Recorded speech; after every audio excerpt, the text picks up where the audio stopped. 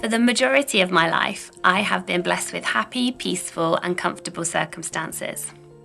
My reference point for God's grace and His goodness was the very easy circumstances that I had experienced. The Bible spoke about life in all its fullness, and that was my experience of a relationship with God. If you were to ask me if I believe God uses all things for good, I would have agreed.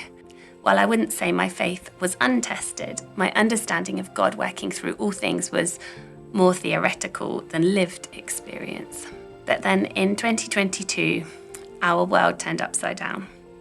We were expecting our son Theodore, but tragically he passed away before he was born. Giving birth to my lifeless son, organising his funeral, and navigating the sea of darkness, I felt like God had abandoned me. I questioned how God could be good if He allowed something so awful to happen. Was He really all-powerful if He didn't stop it happening? Was God even real? In my reflection and processing, God revealed to me a powerful truth.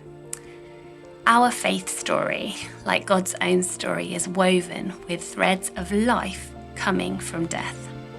In creation, from the dead and formless void, then God brought a vibrant world teeming with life. From Jesus' horrific death on the cross, He brings the promise of eternal life.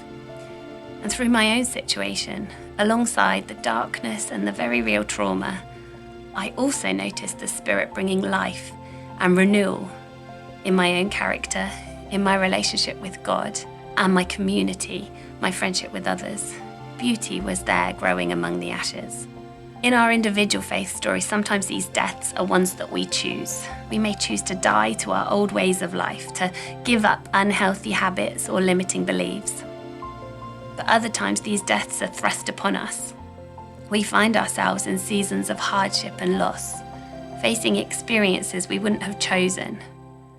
And yet in all these types of death, God's promise remains.